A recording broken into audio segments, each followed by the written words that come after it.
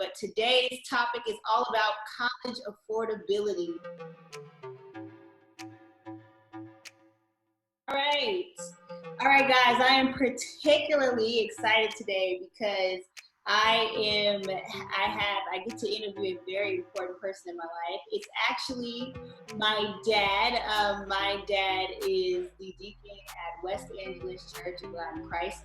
I'll let him tell you a little bit more about what he does. But today's topic is all about college affordability.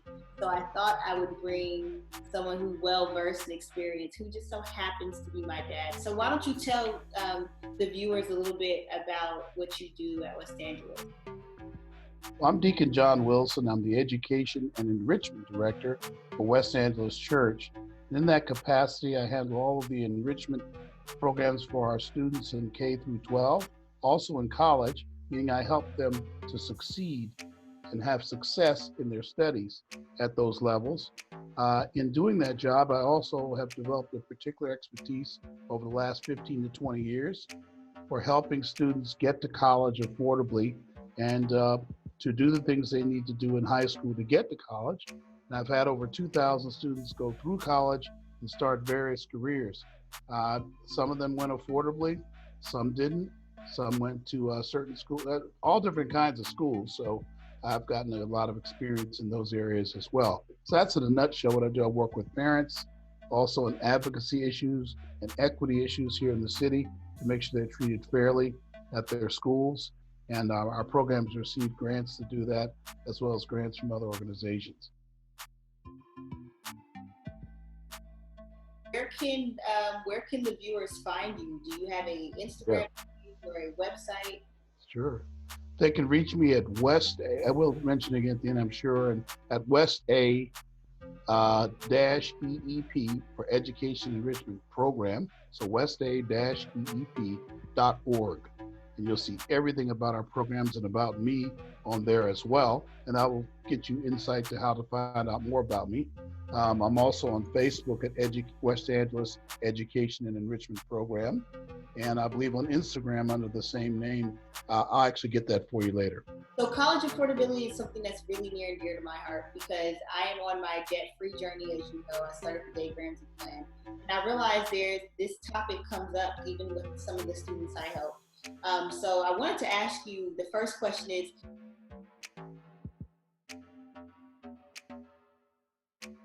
how can students, in your opinion, avoid taking out large amounts of debt for college? What are your opinions on that?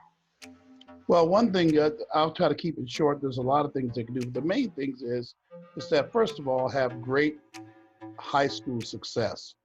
If you do well in your studies in high school and have a nice GPA, then the kind of colleges you can go to affordably will expand widely. So that's number one.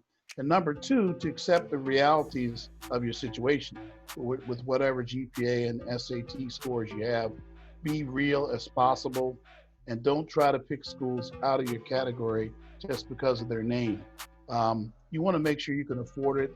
You're not in a whole lot of debt. Preferably, if you can do it, no debt or very, very small debt while you're in college, the first 4 years especially. You said don't choose a school based off of the name. What universities have you found to be the most expensive in your line of work? Right, I'll just backtrack for 1 second and comment. You're absolutely right. Sometimes I will answer your question, but sometimes we equate a good college. Hey, a good college is a college that some people have heard of. That is really not the right way to approach it, because in fact, the schools that you've heard of, the most of, because of the laws of supply and demand, are going to be the most expensive or give the lowest amount of need-based and merit aid. So when you talk about the Ivy League schools, most middle-class families are going to pay, $30,000 for an Ivy League school, but you'll have that name, and also some very well-known, mostly every selective private college, not to pick on any one, even our local ones, LMU, USC, Occidental, are well over $70,000 in direct costs to go to them, and they're not giving a lot of financial aid. So I have people who pick that school, I hear about them later, and they pick the school and they're paying 40 or 50,000 a year. So selective private colleges, unless you have very high grades and very high SAT scores, are actually the worst kind of colleges for affordability, the selective private colleges. So, with the students that I've helped, they've chosen these schools based off of their reasoning behind it was the name of the school, the weather, meaning, ironically, some of them want to live in the snow coming from Los Angeles, which I'm like, it's not that big of a deal. Or they chose school because of like their sports, their Division One versus the NAIA. So, in your opinion, what should be the top 3 reasons that a student chooses to attend a 4-year college? Number one is affordability, and right behind it is a career start pathway. So those two things, because the career start pathway will allow any small loans you get to be paid off fast. So you need a school that's affordable, meaning you're not getting a whole lot of debt, or your parents are not getting a whole lot of debt if you're a high school student. And then you can, then you want to look at, do I have a pathway? Notice I didn't say major. Do I have a pathway to get my career? That's going to be the key determining factors, I think, in picking college. And therefore, when we're saying what's a good college, it's going to be inside those two things: a college that you can afford, doesn't have a lot of debt you're getting into, which is totally unnecessary with all these colleges out here. And then, do I have a career path? And say I don't know what I want to do, will I have a way at this particular school? Do they help especially well with career path? You know, that's very valid. So I'm wearing my alma mater right now. Oh yeah. I went to Boise State University, and Boise, Idaho was never a sexy city for when I went back then. I think now it's growing, but I think if I chose a school based off the city, it would not have been Boise State University. But it did have all of those qualities that you spoke about. It. I didn't know what I wanted to do, but it did develop my career path. So, I mean, I would say that that was an okay decision. But kind of going back to what you said about the most expensive schools being the schools with the biggest names, what universities have you found to be most affordable?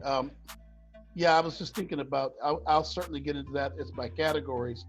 Just before I do that, it's not only the private colleges, it's sometimes, I call them sort of cost-strapped schools, even some public universities. I mean, in the West, you can go to one Division One school with Division One sports and pay, $4,000 to go a year for 4 years, and you go to another one, you're going to pay $44,000. It's because they know they don't have to give out money because all the students want to come to their school. For example, Arizona State, Arizona, these are great schools. That's not the issue. They're very good schools, but they don't give very much money. But then other schools in the West go all the way with it. Now let's talk about categories of schools. I think let's start right there. I'll make this as quick as I can, Andrea. I know you got a lot of things to do here tonight, but some public universities in the West are great buys. And it's not just Boise State, that's one of them. Like Nevada, Reno, very good school. These are schools in the top 30 to 40 of public universities in this country. And you're talking about up to like 2,000 schools. But so some schools in the West are great buys, but the really well-known ones that are popular are not so good. Another category that's good is, I found, in general, public universities in your state. There's going to be two types. There's going to be research schools and the so-called state schools. When you look comparatively to public schools, they can be 1/9 the cost. I mean, the tuition to go to one of our California state universities is about $6,000. Just to pull a private school out, the tuition to go to Duke University is $65,000. And I've often said, okay, let's just say Duke is a better school. Let's just say that, or USC or whatever, is a better school. Is it 10 times better? Right? I think not. And I think that there's some disparity in the cost. So I think that in-state public universities are another great way to go. Website you can find, or on my social media, you can find my top 10 colleges. Do you recommend that that student works while they're in college to help to reduce the cost of So living? working in college, I don't like to see students working the first semester in college because I feel like they should be making social acquaintances, especially now, the virus. If students go on campus in the spring, I'm going to want them to concentrate on making connections with people because they're going to have masks and they really have to work to get to know people. Now, why do you want to do that? Because the second year, you want to have roommates to be able to go off campus. So I want the student concentrating on that because the amount of money you're going to make the first semester or two in college, you realize that work study pays less per hour, way less per hour than minimum wage. You're not going to make a lot of money. Then you say, well, I can work somewhere else, but you should be academically adjusting to college and meeting people. Then by the time you get to the second or even third semester, yeah, I think it's appropriate to work some. So thanks for talking about that. So like, what do you think a student can do to reduce their expenses while they're in college versus, like, for example, living on campus versus off campus, cooking their own meals Yes. versus meal plan? What do you think about that? I think by the time a student gets that second year, they ought to be their goal ought to be to get to the point where a parent loan is not needed for school.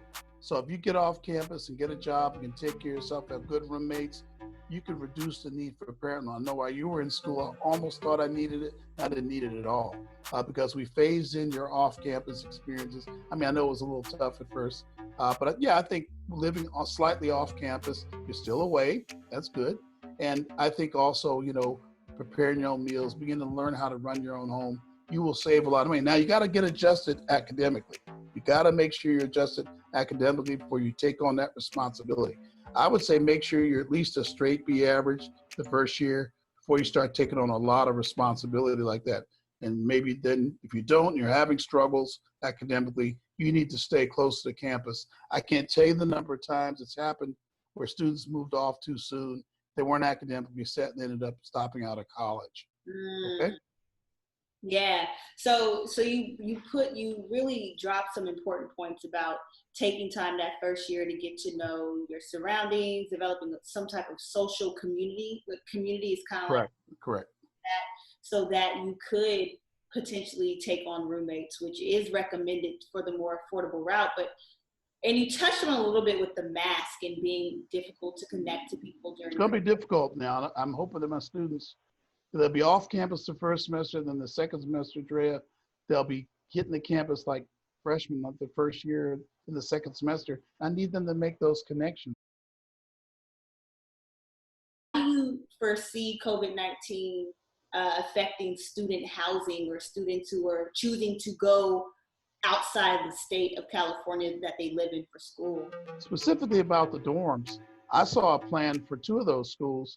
They cut me and let me see it early, and it is awesome the way they've thought it out. It is unbelievable how one of those schools has thought out to the point of taking over a hotel nearby.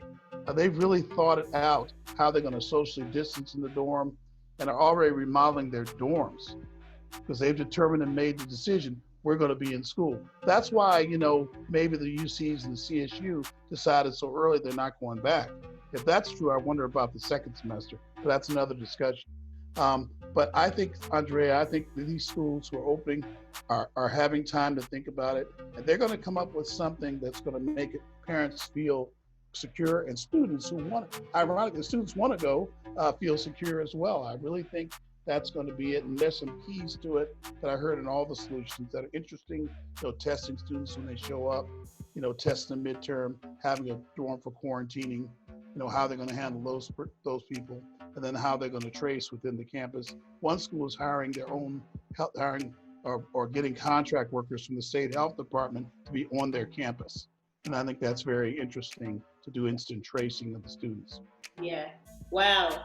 Yeah, so working in public health and also doing this education work on the side. Universities will have to have some type of infection control plan. Yes. To reduce the spread of virus on the campus to the students, which is going to be a new approach. And along with infection control does come quarantine, where you can stay quarantine. So yeah, There's one last question that I do have for you because this Sure. is about my debt-free journey and doing things in a debt-free way. In a world, is there a world that you see where students can avoid taking out any types of debt to attend college? I'm going to say yes if they want to attend a local, university like a Cal State, where you can get a great education at these Cal States. They have a great reputation. Or in your state, wherever you're looking at this, you can attend a local state school. Now I know all your friends are going to other places. The question wasn't that. The question was, do I see a way? Yes, I do see a way a person can do it. And I always cover it in my meetings. And I tell the students that they're blessed and highly favored if a parent is willing to go beyond that, because they don't have to do that. There are ways in the city you could go to get a job and you could pay those fees. Oh, there is a way. Now, I think if students go away to school, you ought to have a rule: no parent loans. If you have to get a parent loan, that's not a school you're going to.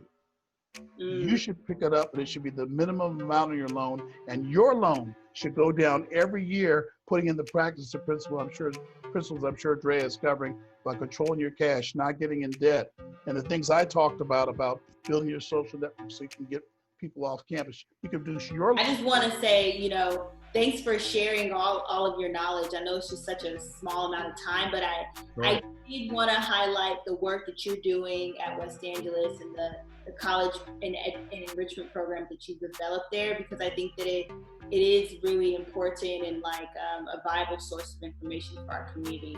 But I think it's important for the channel because we talked about taking out loans and being affordable, but it's important to say that there is a way where you can go debt-free to school. But we know in working with our line of work, we often have to be flexible with parents because that way is not a way that they're willing to accept a lot of times. Yeah, our customers aren't thinking that way. But you're going to have more and more do that. My clients I had today wanted to hear about ways to do it with no debt at all. Yeah. Well, okay. Well, thank you again. I'm going to make sure that this video will be posted, and I appreciate you for supporting me just as a father, and also for allowing my business to have partnership with the ministry you do at West Angeles. Yes. You're the greatest. I appreciate you. Yeah, I appreciate you too. And one day we'll actually see each other. Yeah, hey, that's the only way I get to see you is on here. Yeah, I haven't seen this man in 2 months. This is crazy. Okay. Thank you, and I will see you one day. All right, bye-bye now. Bye.